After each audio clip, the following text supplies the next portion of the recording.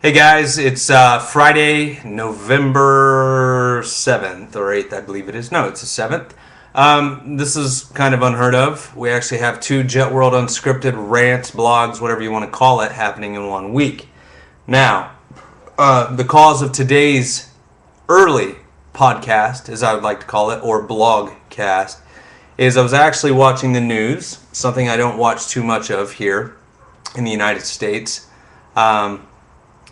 And I caught the end of the O'Reilly factor and love him, hate him. It was a show, and I caught the last 5 minutes. And he actually showed an interview that Spike Lee gave yesterday. And Spike Lee, being his normal grumpy racist self, said something about the Republican Party, thinking this is TV land, the world we live in, the country we live in, that it's no longer, they think it's leave it to beaver and father knows best, etc., etc. And you know what, Spike Lee? You are a racist. You are a diehard racist. You seem to hate, you speak hate and disdain for everything that is white. What do you know about the Republican Party and what their thoughts are? They lost an election. They also lost an election back in the early 90s to Bill Clinton. Clinton came in. We had unparalleled economic growth and technological growth.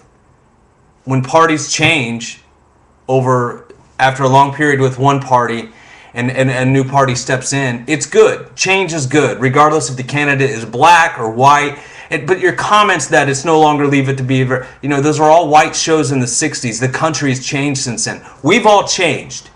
As of Tuesday, this country had really changed. We elected, and this will be the only time you hear me say this. This will be the only time you will hear me call Barack Obama a black man, because in my mind, he's an American. I don't walk around in this world thinking black Americans, African Americans, white Americans, Irish Americans, Asian Americans, whatever. You're a citizen here, you're an American. So, last time I say it, and the only time I say it, we elected a black man to be the leader of the biggest and most powerful country in the world, Spike Lee. So get off your grumpy ass. Quit talking about race as if it's still an issue. You're not a registered Republican. You're not a contributor to the Republican Party. I doubt. Your man won. You supported Barack Obama. So why give the racist point of view of what you think that the Republican Party's downfall is? Go make your movies and try to become a better filmmaker, because you're hit and miss right now, bud. You come out with one film that's excellent. You come out with another, not so much. And all you do is get in your magazine articles and hate on this country and hate on white America and hate on anything that's not black America. But your rant, your soapbox, if it ever did imply and if it was even ever helpful, your soapbox is dead, my friend, because Barack Obama is the president of the biggest country in the free world.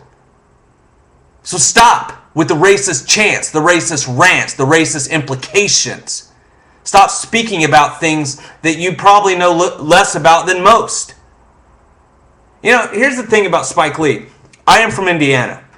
And back in the early to mid and even late 90s, I was a big Indiana Pacers fan. Loved Reggie Miller. Loved the way he threw up the three. Loved the Pacers in the 90s were one hell of a team to watch, whether you were from Indiana or not. And the road to the playoffs always ended up with Indiana and New York, the Knicks, playing each other. And Spike Lee, being the obnoxious little tit that he is, somehow made that game, that rivalry, about him by getting into Reggie Miller's face during gameplay as a fan. Yeah, he's Spike Lee. He's famous. He makes movies, not necessarily all quality movies.